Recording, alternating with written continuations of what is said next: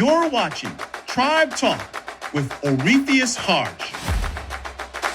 Today on Tribe Talk, we're excited to welcome a powerhouse in women's college basketball in Columbus. A Georgia native, Miss Olivia Cochran. She's a standout forward from the University of Louisville. Over the past 2 seasons, Olivia has been a role model of consistency leadership for the Cardinals, averaging 10 points and nearly 7 rebounds per game, while playing more than 27 minutes per night. Her strong presence and efficiency on both ends of the floor have made her a key contributor, shooting nearly 50% from the field, and while steadily averaging a high number of steals and assists and free throw accuracy, whether it's rebounding, scoring, setting the tone defensively. We're honored to have you here today, and let's talk about some of your accomplishments. Thank you so much for having me. I'm glad to have you here. Excited to have you in the building. Now, you've been one of Louisville's most consistent players, rebound points for multiple seasons, along with doing some amazing things. What allowed you to remain consistent? I would say my family, definitely, and most, of course, God. Just venting to them every day through the trials and tribulations that we went through, especially the last season that I played with Louisville. Just venting to them, telling them all my troubles and worries, and they was giving me advice to just keep God first and praying. I had a devotional. I was reading every day.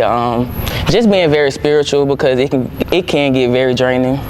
Okay, and then also too, you have a lot of young players that look up to you as a role model. But you keep good people around you that's not gonna keep you down and keep you in bad crowds. And I know that can be easy, but it's easy to stay out of it once you get occupied with something that you love and taking serious, and just following the steps. Even though sometimes it can be tough to keep following that same consistent route, but it's good to be different sometimes. Oh, different is always good. Different is always good. And now, playing college basketball is extremely demanding. How are you able to kind of balance basketball and the academic load that you had to take on in college? Well, at Louisville, we had advisors. My advisor, he was on my butt because I wasn't a school girly. I'm for sure just a basketball player. But of course, with that privilege of playing basketball, you have to do your schoolwork. So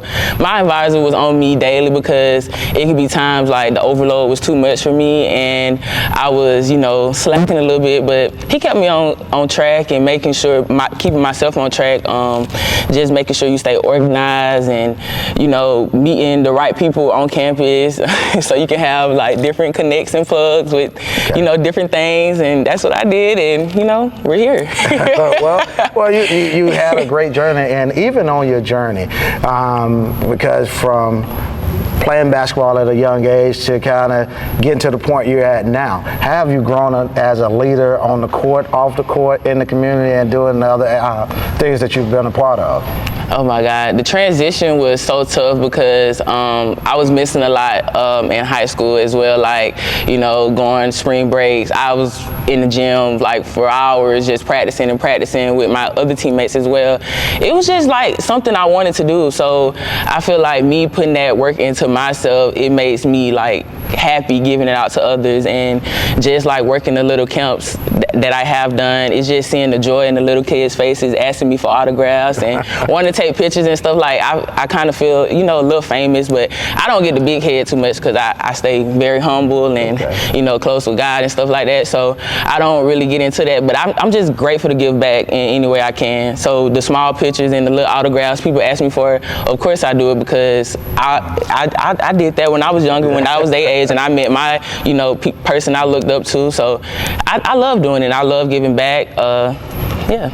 Now, you touched on sacrifice. Now, to the younger players trying to kind of follow your footsteps, what would you tell them about sacrifice? Because that's a lot of what they're going to have to do in order to get to the next level. Yeah. Like you said, there was a lot of things that you missed. What advice would you give them when you're talking to them about personal sacrifice?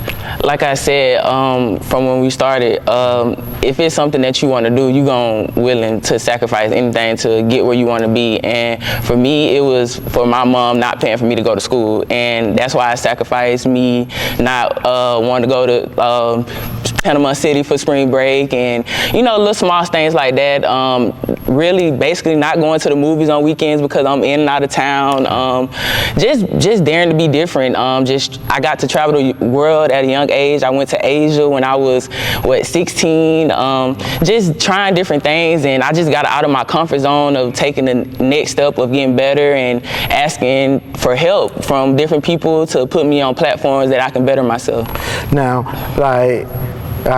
what would you have done differently? I definitely would say, I love Louisville. I love everything that I accomplished there, did there, but I would definitely say I would wanted to take all my visits to get the full experiment of what all the hard work I accomplished and put into the coaches that reached out to me. I just wish I would have went and seen more instead of just putting all my eggs into one basket. Well, you definitely chose the right one, but it got you here. So no matter what the steps are, sometimes we look back and we want to tweak one or two things. But you've done some amazing things. Now, what would you tell the person who's coming behind you if you met yourself today, and what would you tell them as far as how to get to where you are?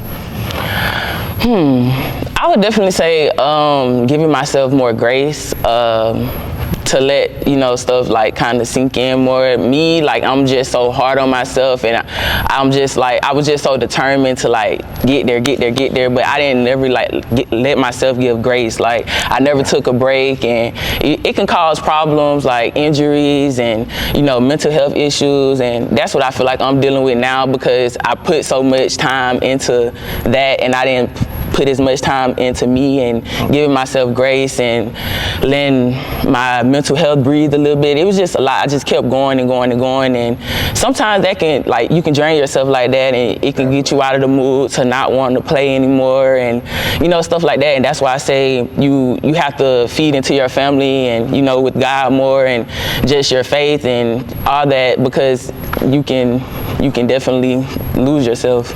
Now, you said some really amazing things, and before we go, tell everybody what's next. What's up next? Because you did some amazing things. You're currently doing some amazing things. So what's next? Well, soon I'm going to be holding a conference down here in Columbus, Georgia. It's going to be in January. Date's coming soon. So just talking to the younger girls and athletes that just want to continue to move forward, just giving them some advice and just some words of encouragement of where I can help them, and if they need a mentor or somebody, I'm good for me to use. Right now I'm just currently waiting on another contract, so I can hopefully, pursue my professional dream and, keep pushing. But for right now, I'm just, stacking days. Okay.